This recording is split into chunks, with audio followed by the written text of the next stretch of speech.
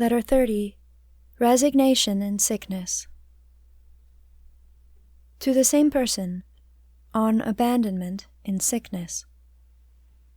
Your incurable complaints would affect me with a very great compassion, did I not know that they form a great treasure for you in eternity.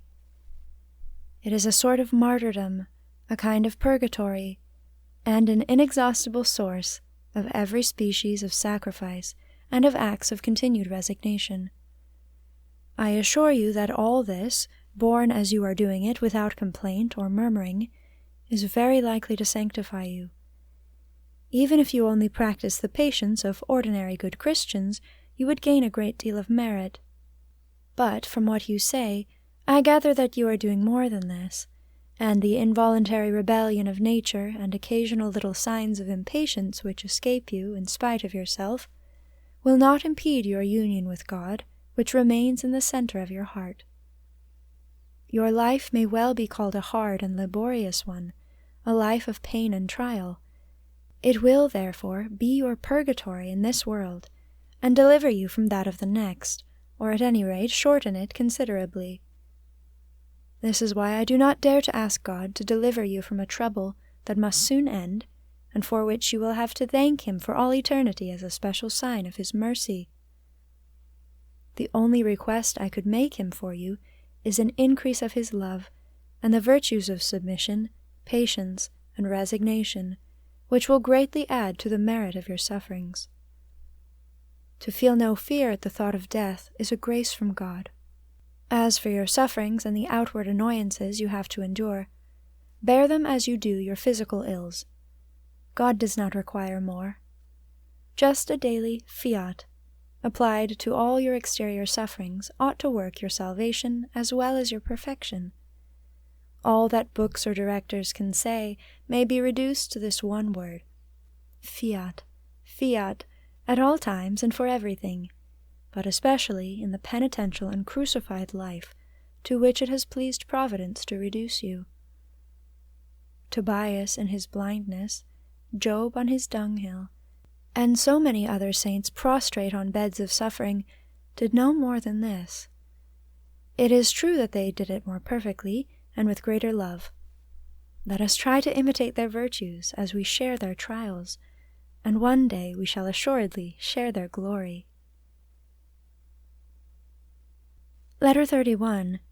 Conduct in Sickness. To Sister Marie-Antoinette de Malouet, 1735. Although your illness is not serious, I am sure you act like those generous souls who, in their least discomforts, go on till the worst comes to worst, in order to have occasion to make greater sacrifices for God. But it is usually said, in order to offer the sacrifice of one's life to God, ought one not to feel better prepared for death?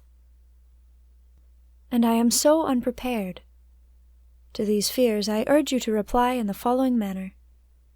Whether ready and prepared to die or not, I am always ready, always disposed to do the will of God. Your blessed Father, St. Francis of Sales, said a very remarkable and consoling thing on this subject that would suit all sorts of people. I believe, said he, that God would not condemn the greatest sinner on earth, however great his crimes, who at his last moments made a generous offering of his life, abandoning himself entirely to his divine will and loving providence.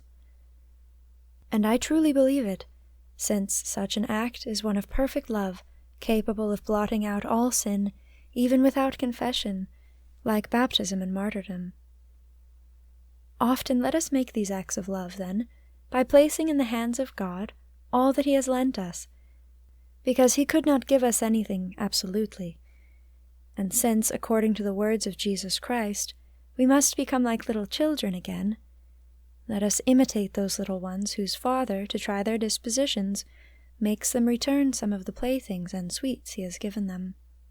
They would be very silly and very selfish if they did not at once say, "Dear Father, take what you like, you can have them all." After all, what do these poor children give, and to whom does it really belong? All the same, the Father's heart is touched by these little signs of a good disposition.